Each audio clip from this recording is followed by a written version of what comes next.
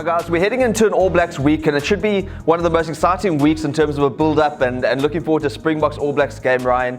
But I don't know about you, but the feeling I get is just completely flat in terms of the public anticipation ahead of what should be a really highly anticipated game like it normally is. And I'm trying to work out and trying to reconcile the reaction to last weekend's loss in Brisbane and to the reality of what should be expected in terms of results. Because now we see, quite strange things going on in that Bok camp where Rassie is speaking about his job security suddenly having to come out and defend himself after just 7 test matches into his tenure. I'm trying to work out why we as a public and a rugby fraternity don't have the capacity to allow for the team to progress and to make a judgment after at least 1 year before we start throwing the toys out the cart and saying the coach must be fired and we must give up on the players that are there. There's no trust that we have in the system or the plans that have been put in place. I'm not sure it's productive or we're going to get anywhere with that sort of mindset. Look, it goes back to what we were discussing last week. The gulf between expectation and reality. And when expectation is here and reality is here, there's room for a lot of pain. And that's what you're describing now, right? And it's the pain of a defeat to Australia based on expectation. And if we were more realistic, if the South African rugby public at large was more realistic, there wouldn't be that pain. So, we were speaking off camera and you said something very true. We are that bad. We are that bad. We are that bad that we lose by 5 to Australia in Australia. This Australian team, which is not particularly like world-beating team. They're not bad, but they're not great. I tweeted on Sunday or Saturday or Sunday just after the game that Springbok fans are losing their mind. They're so angry, and you echoed that now. That the sooner we embrace reality, the less angry we're going to be. And the reality is that we are 7th for a reason. We are that bad. Yeah, and I think just on that point, it's not that we can't get better. We can, but we're not going to get better if we keep losing the plot every time there's a couple of defeats back to back. In games that are away from home. Argentina are improving all the time. The Wallabies, sure, they were missing Israel Folau and 1 or 2 other really important players, Pocock exactly. But it doesn't mean that they shouldn't be expected to win at home. Yeah. So do we have the coach and the coaching staff that we believe can take the team forward in 2 to 3 years? Yes or no? Yeah. We must be able to decide on that. If those are the guys to take the team forward, let's trust them to do so. Yeah. And do we have the players? Maybe not in some positions and they are being exposed, but I think generally we still have a squad of 30 plus that could go to a World Cup and do the job. So we've got to allow that squad to be tested under pressure situations and for youngsters and guys who haven't got much experience to gain that experience. And they'll gain it from losing as much as they will from winning. Yeah. So let's not, go completely end of days when we see a loss in Brisbane. We've got to allow, there to be a learning curve. We don't want it. 7 test matches into Rassie's era and everyone's completely freaking out. Including Rassie. And so that unprompted utterance from Rassie in the post-match on Saturday where he spoke about his job being on the line is ridiculous and does nothing for his own situation. I mean, I done an interview with a New Zealand radio station last night. The guy's asking me about Rassie being fired. I'm like, no, Rassie's not going to be fired. But Rassie didn't do his cause any good by speaking about that. Look, and the emotion after the test, and Rassie's a competitive guy, and he places a sort of high expectations on himself. Just to be non-emotional in those situations. And then lead the nation, so to speak, without being kind of dramatic by what you're saying. So in a couple of videos before this, we spoke about, are they worth the investment, this coaching team and the players that he's selecting? And I think you and I both agree that they are. I mean, you just said that. Yeah. For me, they're worth the investment. And I make the distinction based on competence, experience, and that type of thing, versus, say, an Alistair Coetzee. And I don't want to keep hopping back to that, but I didn't think he was worth the investment. So after the first season, I was like, this train is not leaving the station, and it didn't. I mean, I'm speaking broadly here. We don't have particularly patient or sophisticated, in terms of our rugby dialogue, supporter base in South Africa. It's all or nothing. They either hate you, they love you. So there's no grey area, and when there's no grey area, there's no time, there's no allowance made for patience, and you don't kind of see the longer term vision. But that's what we need to have. So we go into a weekend now, like against the All Blacks, and now we need to adjust our expectations to come in line with reality. Yeah, and I think just on that point, so often the response I get is, oh, but you didn't give Alistair Garcia the same chance that you're going to give to Rassie. And I'm going, just wait a moment. Rassie's 7 matches into his tenure, so let's give him a bit longer, and then I'll make a fair judgment, because I don't think you can do it right now. Right. In Alistair's first year in charge, there were historic losses to Ireland, Argentina, Italy, the All Blacks. So that's where the backlash came from. And I'm not saying, there needs to be a different way of looking at it. I think, and there should be no excuses to when the team performs under par, and they did that in Argentina and they did that in Australia. So for sure, no excuses. Criticize when the criticism is due. Yeah, but there also has to be a little bit of context and understanding in terms of what is being attempted here. And the plan is there. They want to see what kind of players they can put into pressure situations and how they respond to it. That's not gonna be possible if suddenly you do a U-turn after a couple of losses. So there has to be an element of, let's see the plan unfold a bit further before making any drastic judgment call. Right, and I mean, you're a better man than me. For me, Alistair Garcia was technically not competent to coach at the test level.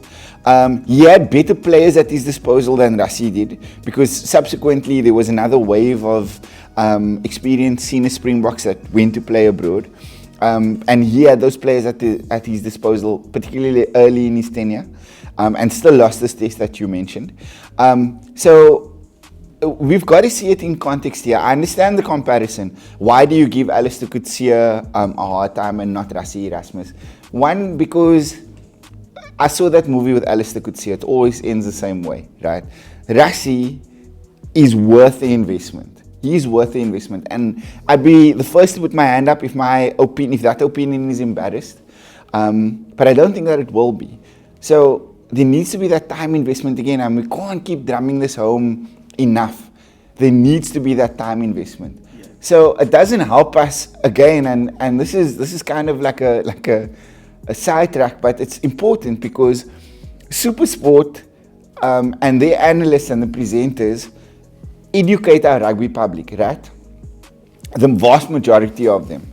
And it doesn't help when in a pre-match to an Australia game, they're speaking about our chances of winning there, and speaking about in such a positive light as if the last 4 years didn't happen. It's like we number 1 and we're going against a number 5 team in Australia at that case. And so that's critical as well, because that's where our rugby public gets educated.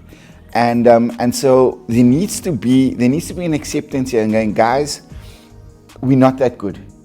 Let's be measured in our approach. Yeah, and I agree with you on a lot of those points, but I think as well, the investment in Rassie and the coaching team and the players is most important, and we can have faith in it unless they start bowing to the pressure that is being created at the moment. And there are mixed messages and confusing things that are coming out of the camp in terms of, we've discussed what Rassie's been saying. Of course, the substitution of Bongi Imanambi just before halftime, there were mixed messages around the reasoning behind there. So that pressure is starting to tell, and then the plan is not going to go according to plan. Yes. But just to move a little bit beyond that, because I also truly believe that a lot of the backlash and the pressure we're seeing here is a byproduct of a public that has just generally got tired of a stale rugby brand, and it goes back to the Super Rugby product that is no longer what it was. It's gone on for too long. People are tired of that. The Currie Cup has been downgraded. People aren't as interested in that as they used to be, and then the Springboks on top of that are losing and not doing as well. Yeah. So I think just across the whole platform of the rugby we're watching, people aren't happy with it anymore, and it's driven a negativity that enables the sort of backlash we've seen now. No question, and it's been coming for a long time.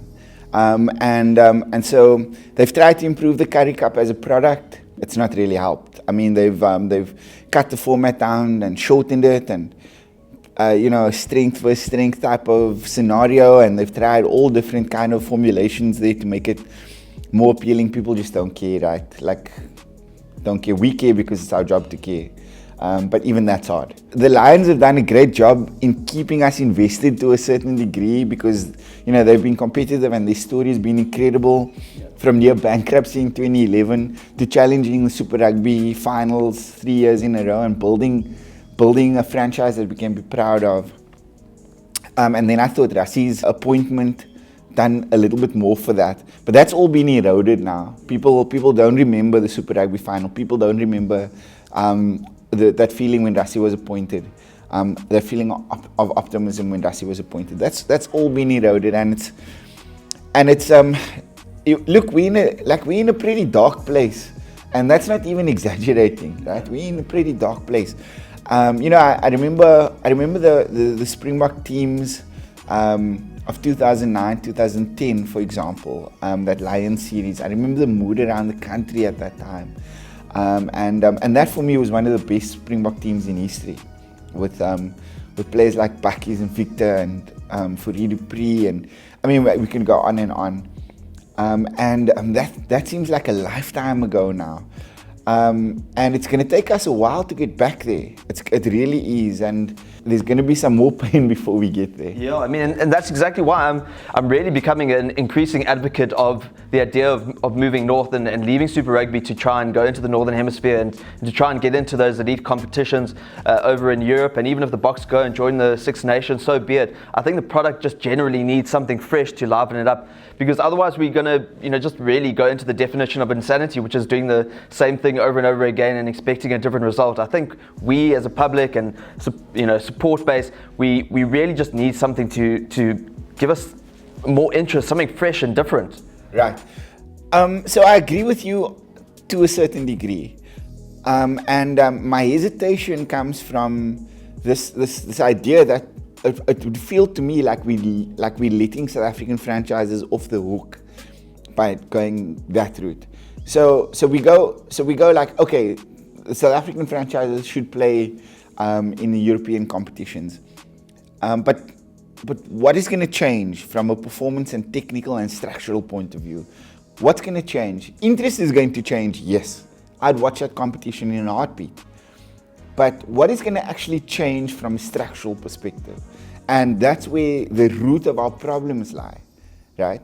So to for instance, a grossly underachieving team like the Stormers, with all the resources in the world and a beautiful city to play in and a rugby market that loves them, why, how do you let a team like that off the hook for chronic underperformance, and you don't make them address the issues that are stifling their growth? That's kind of my dilemma, right? Like yes, I want to be interested in that product again, but no, I don't want to let them off the hook. They need to address their structural issues, because ultimately the franchises and their health then feeds into the health of the national team, and so I don't see how that helps us. Yeah. All right, Ryan, just quickly into predictions. It's not going to be a surprise at all for us both to go All Blacks, I'm sure. But I do think there'll be a response of sorts from the Boks, and they always lift themselves against the All Blacks, or generally they do. Of course, it'll be massively difficult away from home, but I think we'll see them, go down by 15 points, and that'll probably be a really good effort. Most will expect it to be far greater. I expect you probably thinking that way. Yeah, absolutely. Look, for me, we spoke again off camera, that rivalry is dead, right? A rivalry requires two teams of fairly similar level to be competing against each other on a fairly equal footing. There is a gulf in class between the Springboks and the All Blacks at this point. The rivalry is emotional at this stage and traditional. It's based in history, not in current kind of form. And people will point back to that Newlands test and go like, that kind of sparked it again. How short our memories are. Just a couple of weeks before that, we took 57 and scored 0 in Albany. And yes, I know what you're saying. Like, there might be this emotional response to the defeat in Brisbane, and that might carry us, but that's only going to carry us for 20 minutes or half an hour. The All Blacks are so much better than us. They are 40 plus points better than us. And I don't think there's going to be a dramatic reverse in a week from what happened at Brisbane to what's going to happen this weekend against the All Blacks. I don't think the players that are going to come into the side are going to improve that team so exponentially that we're going to lose by 10 to 15 or whatever you predicted. I just don't see it. I think we're going to take 40 plus, and we're not going to score that many points either. All right, sure. Well, I think just look at the other one, Wallabies. I reckon they'll get over Argentina by 10 points. Yeah, I don't know. Look, I'm going to go against you again here. I think the Pumas on an upward trajectory. They've got a blueprint for success that they can replicate. Sure, they lost against the All Blacks last week, but everyone does. But I think they've got a blueprint that they can replicate week in and week out against the likes of the Springboks and the Wallabies, and some of those lesser unions. When I say lesser teams, sorry, I mean lesser than the All Blacks and Ireland. But I think that they're going to shock the Wallabies this week. They're going to beat them by 5 to 7, and then it's going to be deja vu for you all over. So we won't put money on it this time, but I think they'll beat the Wallabies 5 to 7. All right, great. Thanks, Ryan. Pleasure.